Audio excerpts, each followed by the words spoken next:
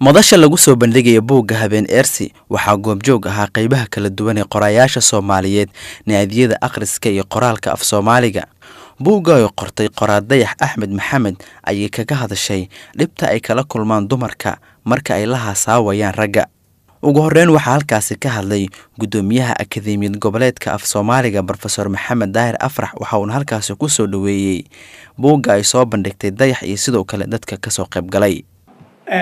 buugga يعني لفقورتي سويه وها ملاشة نقص أبسن تاعي ولبا أيوه هالشو فلانقين تا دباتوين كا وبوغاني صوبان دقيقة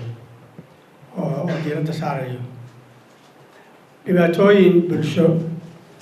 عذرها بالشو وبوغو توشكا كوي فينيو وحوي بوق شكل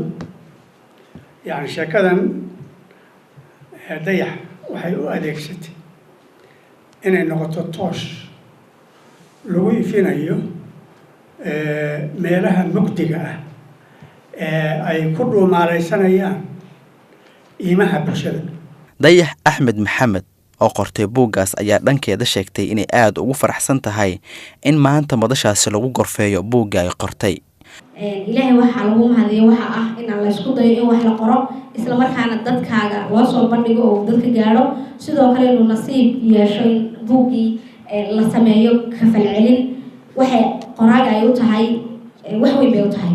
hadda in munaasabada la isugu yimid madashan oo buuggii la fagurayo la eegayo galdalooladiisa laba cashar bay aniga qof ahaantayda faa'iido ugu tahay mid waa midda koobaad ee waxa lagu xanto lagu xasuustaa ka horeysa haddii buug illa la faguray oo illa la faguro la isku dayay taa macnaheedu way wax la faguri karo oo meel la soo istaagi karo inaan keenay farxad bay tahay yafaan.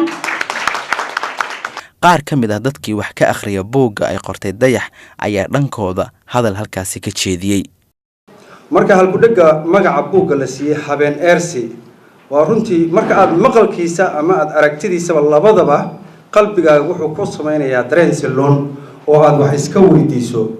sida daraadeed halbeega magaca sheekadu 100% waa la asiibay ama waa magacii ugu fiicnaa marka loo eego dhinacyo kala duwan waxa lagu soo xogta lagu soo gudbiyay buugga iyo sida uga tarjumayo labadaba marka la isku fiiriyo waa magac dhameystiran. dhismaha daraamiga marka la fiiriyo sheekada sida ku socoto wareega ay ku socoto marka la fiiriyo waxay si isxigta noogu soo bariyaysaa dhacdooyin ku soo dareen jiidanaya oo arkaysa adigoo smoke adigoo dareen ooyay oo sheekada ku dhax ooyay. Maxamed Cabdi Naasir ayaan leh Universal TV Muqdisho.